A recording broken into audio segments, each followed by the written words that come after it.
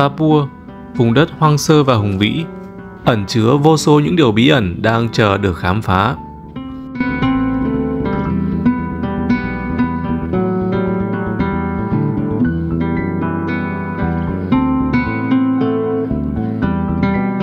Các bộ lạc ở đây có những thói quen và tập tục dị thường mà không còn nơi nào khác trên thế giới có. Trong phần này chúng ta sẽ đi tìm hiểu một bí ẩn như vậy của những bộ lạc ở nơi đây.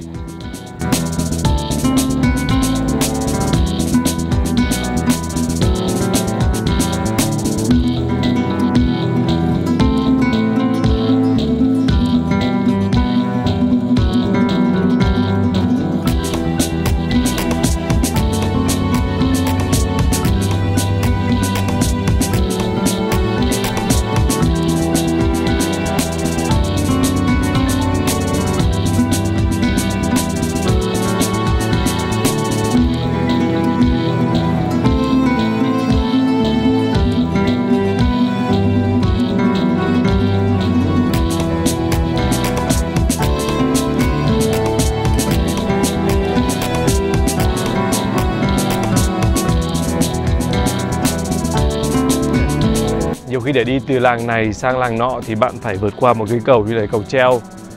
Trông rất là cũ kỹ, trông cũng khá là tả tơi nữa. Đây là hiện trạng của cái cây cầu này, và cây cầu này vẫn được người dân sử dụng thường xuyên để đi qua con sông Ba Liem này để sang các làng khác, hoặc để đi làm các công việc khác, đi làm đồng chẳng hạn. Đi trên cây cầu này không khác gì làm trò ảo thuật gập ghềnh. Tuy nhiên hôm nay mình bắt buộc phải vượt qua cây cầu này để sang một cái làng bên cạnh, sang mấy cái nhà bên cạnh, để mang lại cho các bạn một trải nghiệm mới nữa.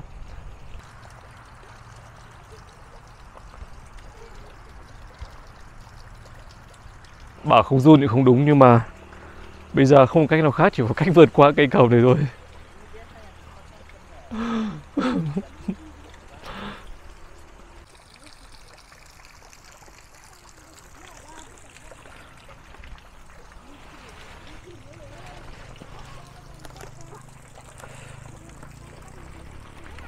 Oh my god.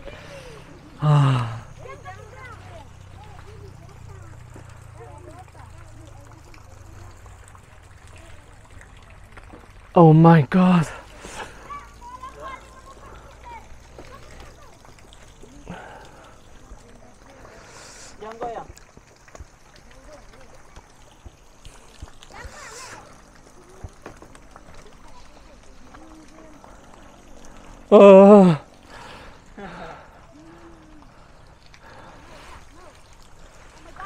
Có thể nói là cái trải nghiệm này đáng sợ hơn tất cả những cái gì mà mình đã phải trải qua. Bây giờ chắc là bắt ngồi trên giàn thiêu chắc cũng đồng ý, còn hơn là phải đi trên cái cây cầu này. Wow, những cái cây gỗ nó mục nát hết rồi nên là không thể dẫm lên nó được, mà phải dẫm lên cái dây thép này. Wow.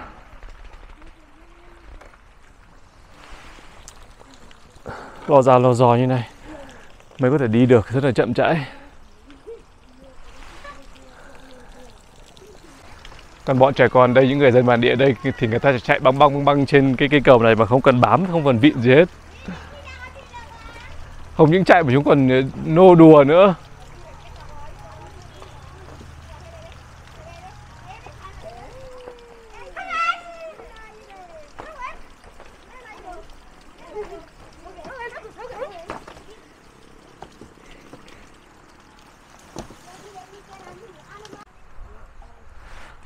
Và cuối cùng thì cũng đến bến bờ đây rồi. Bọn trẻ con nó chạy băng. Wow. Và đã sang đến nơi.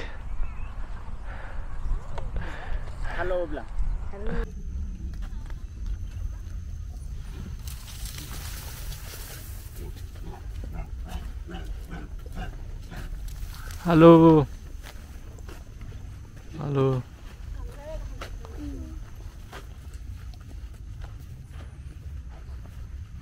Và bây giờ mình đang ở một ngôi làng khác, và trong ngôi làng này có một điều rất là thú vị đang chờ đón chúng ta. Trẻ con ở đây vẫn ngồi bắt cháy cho nhau. Và xin giới thiệu với các bạn, đây là vị tù trưởng của cái làng này. Trong ngôi làng của chú này có chứa một điều bí mật và chúng ta sẽ đi khám phá ngay bây giờ.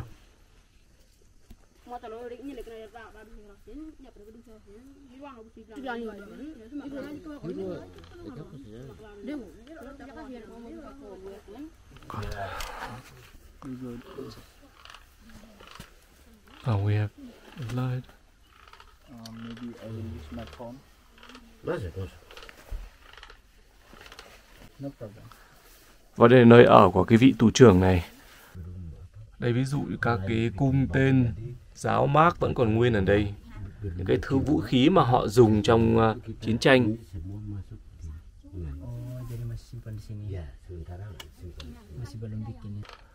Các bạn có nghe thấy cả tiếng mối kéo kẹt ở bên đằng sau lưng của chú này. Chào bác, trong làng ta có một bí mật. Vậy bí mật đó là gì vậy? Trong làng tôi có một xác ướp. Đó là xác ướp của vị tù trưởng trước đây.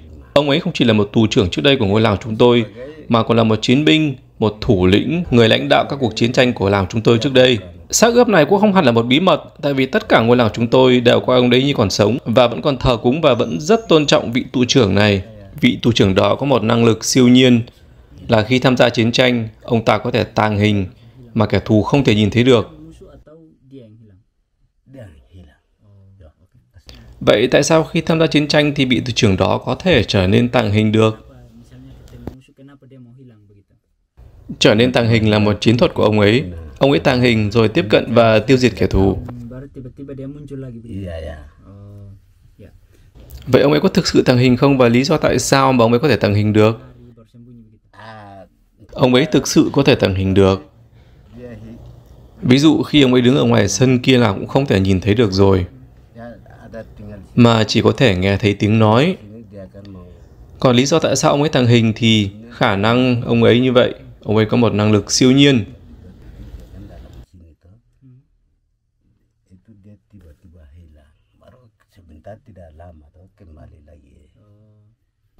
Kẻ thù không thể nhìn thấy vị tù trưởng đó. Vậy còn những đồng đội của ông ta thì sao? Khi cùng tham gia chiến đấu thì họ có nhìn thấy ông ta không? Ồ, có chứ, họ có nhìn thấy ông ta. Tên của vị tù trưởng này là Welab Alosa, và do vậy chúng tôi cũng đặt tên luôn cho xác ướp này là Welab Alosa, giống như tên của vị tù trưởng đó.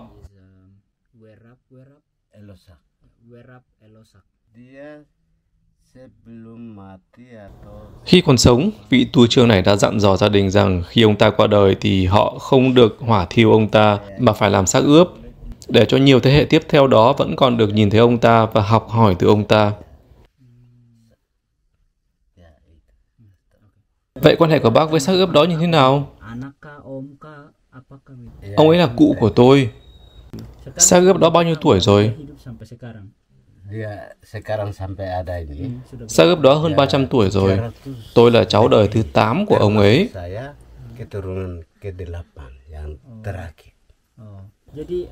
Bác có thể nói qua về cái kỹ thuật làm nên cái xác ướp đó được không ạ? Ồ, đương nhiên rồi. Tôi có thể kể cho các cậu nghe về quá trình làm ra cái xác ướp này. Tuy nhiên bây giờ tôi phải hút một điếu thuốc đã. Cậu hãy cho tiền rồi bảo bọn trẻ đi mua thuốc cho tôi về đây. Như vậy để tiếp tục cuộc nói chuyện này thì bác tù trưởng này cần phải có thuốc lá, và bây giờ mình sẽ nhờ một em bé ở đây để chạy ra ngoài cái buôn thuốc lá, nhưng mà không biết ở đây có cửa hàng nào, chắc không có cửa hàng nào cả. Phải đi hoặc là đi xin một cách nào đó để tìm thuốc lá cho chú này, có một cái điếu thuốc lá để hút để chú có thể tiếp tục câu chuyện cho chúng ta nghe. Một câu chuyện rất thú vị đúng không ạ? Setelah tidak langsung mati tapi musuh dengan musuh đó. Rất không may khi tham gia vào một cuộc chiến tranh thì vị tù trưởng đó đã bị kẻ thù giết hại. Vì lúc sống, vị tù trưởng đó đã dặn gia đình là không được hỏa thiêu ông ta khi qua đời. Do vậy, gia đình đã phải tìm cách để bảo quản xác ông ta. Họ xây cho ông ta một chiếc honai nhỏ, làm một chiếc giá bên trong rồi đặt xác ông ta lên. Sau khi đã đặt xác ông ta lên giá, họ dùng củi đốt ở dưới để khói hun cái xác ướp đó. Trong 2 tháng ròng rã, họ liên tục phải dùng những thanh gỗ có đầu nhọn để chọc vào cơ thể ông ta nhằm mục đích để cho các chất lỏng chảy ra hết. tusuk sampai 2 bulan. Dia perjanjian dan ini tidak lebih lagi. Và sau 2 tháng đó thì cơ thể ông ta đã khô lại và chúng ta được một xác ướp như ngày nay. Itu sudah nanti dia kasih tahu. Thế còn các nội tạng bên trong họ có lấy ra không hay họ vẫn để nguyên trong đó? Họ vẫn để nguyên trong đó. Mereka tidak biasa ubi bakar, ubi masak. Trong vòng 2 tháng đó, 3 người trong gia đình ông ấy đã phải làm việc một cách ròng rã, luôn túc trực bên ngọn lửa và cái giá để làm được xác ướp một cách thành công. Đó là một công việc cực kỳ quan trọng nên mọi người không thể lơ là được. Dua orang laki-laki itu harus Không thể để xác ướp đó hỏng được, nên mọi người phải chú tâm và tỉ mỉ trong từng công đoạn, làm nên cái xác ướp đó. makan. Sabar, kasih jelaskan. Iya, ya. Ya. Itu hanya satu orang saja, satu ibu saja yang khusus Trong số 3 người túc trực để làm nên cái xác ướp đó thì có 2 đàn ông và 1 phụ nữ. 2 đàn ông phụ trách phần kỹ thuật, còn phụ nữ phụ trách phần ăn uống. mumi. Jaga mumi baru mereka bikin apa? Saya tadi sudah bilang tuh. Ya, Ya, ya. setelah Kasih kering di atas. Ya, di bawahnya bikin api. Các cậu biết không, có một chuyện rất thú vị mà tôi được nghe kể lại. Sudah Trong suốt quá trình làm cái xác ướp đó thì họ chỉ được phép ăn khoai lang. pakai teh dulu, Mà khoai lang không được phép luộc đâu, air biasa. chỉ được ăn khoai lang nướng thôi. Why? So, Tại sao họ lại không được phép ăn khoai lang luộc? yang dimasak. Ya itu mereka seperti puasa. Lý do là xác ướp đã ra lệnh cho họ là không được phép ăn một thứ gì đó có dính dáng đến nước. Tidak boleh barang. Ông ta bảo, nếu ăn thứ gì đó có liên quan đến nước thì làm sao có thể làm khô được xác tôi? Jadi dia Do vậy, những người đó đã phải tuân theo cái lời chỉ định của ông ta. babi ka makan itu dia tidak bisa ini jadikan kering. Ya, ya itu keterangan dia mungkin Đó là toàn bộ câu chuyện về cái xác ướp này ở làng chúng tôi. kita Nếu các cậu có câu hỏi và thắc mắc nào có liên quan thì cứ tự nhiên hỏi tôi. juga tidak baik toh, harus sesuai dengan Bác nói là xác ướp có thể tàng hình trong chiến tranh. Vậy ông ta có sử dụng một kỹ thuật nào đó đặc biệt không? Ada teknik tertentu kah atau dia pakai obat kah atau apa? dia itu Ông ta có năng lực siêu nhiên, do vậy mà ông ta có thể tàng hình được. keliling ini toh. Mỗi khi tham gia vào một cuộc chiến, thì ông ấy là mục tiêu tiêu diệt số 1 của kẻ thù. Dia pernah naikkan Chúng bủa vây ông ta từ khắp mọi phía, keliling toh. tiếp cận, áp sát, chỉ để mục đích tiêu diệt ông ta. Tuy nhiên, mỗi lần rơi vào vòng vây của kẻ thù, thì ông ta lại có thể tự thoát ra được bằng cách tàng hình. Kekuatan ada. Ya, itu. Nhưng rốt cuộc ông ấy cũng bị kẻ thù tiêu diệt đó thôi.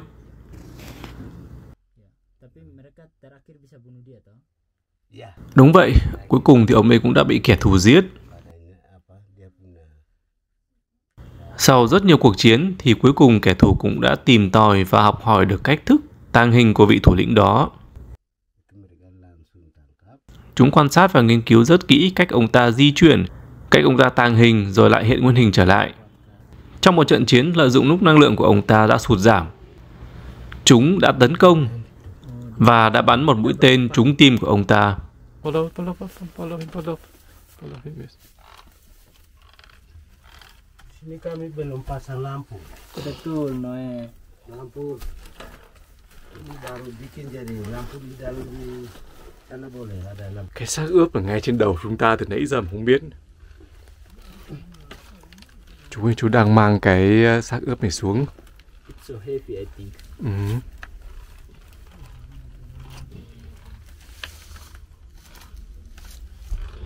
Các bạn hãy chú ý nhé. Thời khắc quan trọng sắp đến.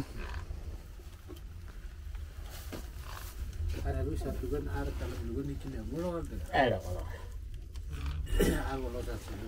Misalnya foto sama nan. Di Cina mulai. Elok kah? Noe. Ada orang.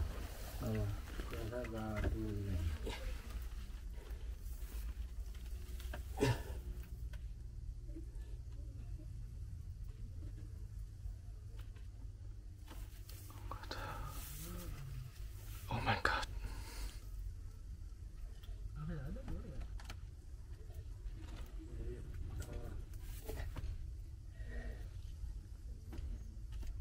Okay.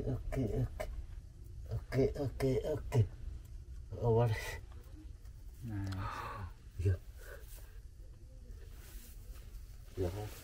Ya kan lebih singin ke. Ya center makan lagi. Yeah. Yeah.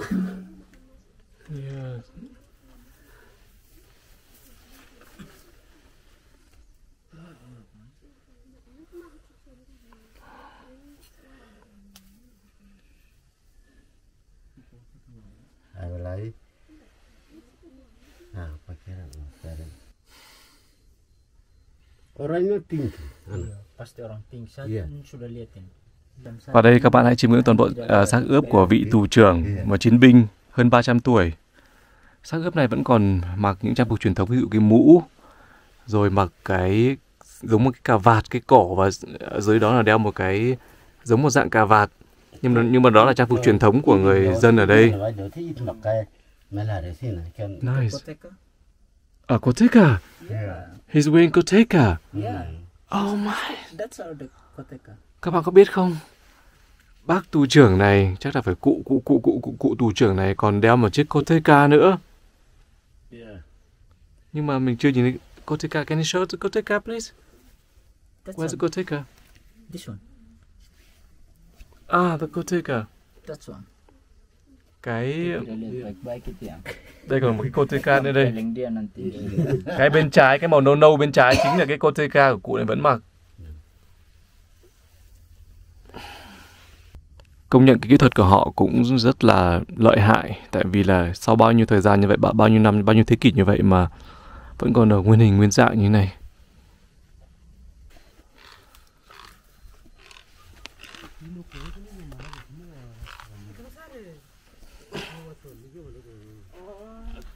Ông đi đó.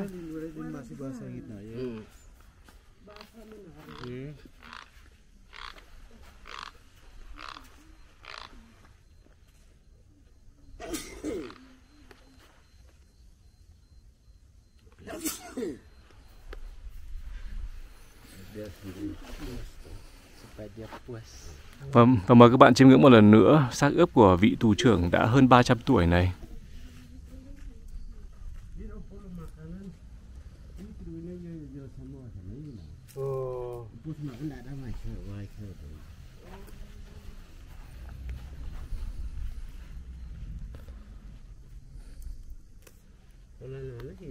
Và các bạn thấy thế nào về cái hiện tượng này, về cái bí mật này? Mình thì ban đầu thì hơi sợ một chút, nhưng mà sau đó thì cảm thấy đây là một cái việc rất là thú vị. Và trong căn nhà này nào, người ta đã lưu giữ cái xác ướp đó.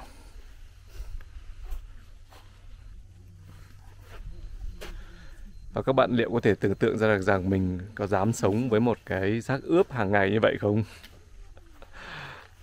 Không hề đơn giản chút nào, đúng không ạ?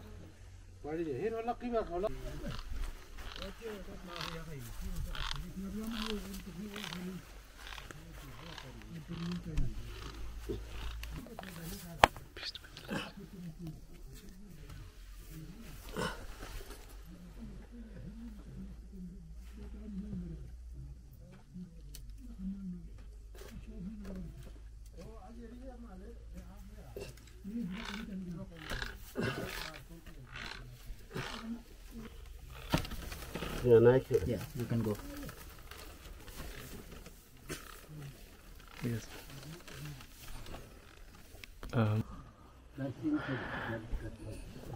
Và trên này là cái nơi ở rất trang trọng của cụ xác ướp chiến binh đã hơn 300 tuổi. Cụ được đặt ở một nơi trang trọng trên tầng 2 của căn lều của những người bản địa ở đây, và được lưu giữ rất cẩn thận như một của quý. Hôm nay là một ngày rất là may mắn, tại vì là sau khi thuyết phục thì chú cũng cho mình lên, tại vì thông thường đây là một cái phòng bí mật, không phải ai cũng được phép lên để thăm cụ mummy này, cụ xác ướp này.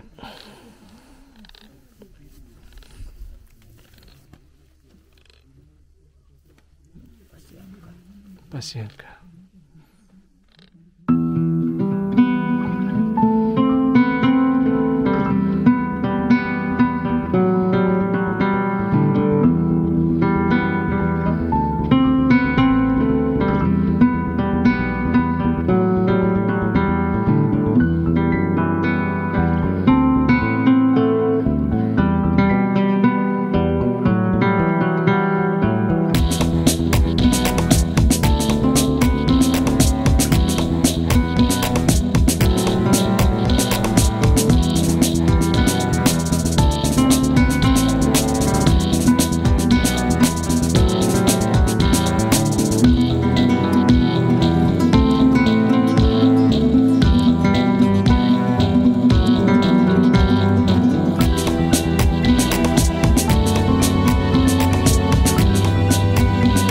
Và như vậy là cuộc hành trình của mình ở thung lũng Baliem với những người dân bản địa và những người ở bộ lạc ở Papua này đã kết thúc tại đây. Và cái ấn tượng đầu tiên để lại cho mình từ những người dân ở Papua này là cái sự hiếu khách và cái sự cởi mở, nhiệt tình của họ. Chia tay nơi này thì hơi quên đến một chút, nhưng mà chắc chắn là sẽ có trở lại một lúc nào đó, tại vì là cái vùng đất Papua này còn rất nhiều điều biển, còn ẩn chứa rất nhiều điều thú vị và kỳ thú cần khám phá nữa. Ở đây chắc chắn là còn những bộ lạc rất là hay mà chúng ta muốn tìm hiểu thêm, và có thể là ở đây còn những bộ lạc mà còn chưa được khám phá, chưa được tìm ra cũng có thể lắm. Và rất hy vọng là thông qua cuộc phiêu lưu của mình ở vùng đất của người Papua này, mình đã mang lại cho các bạn những cái trải nghiệm mới, những cái điều tìm tòi hay ho. Và hẹn gặp lại các bạn ở các trải nghiệm lần sau. Xin chào và hẹn gặp lại các bạn từ vùng đất của người Papua rất là xa xôi, rất là hẻo lánh.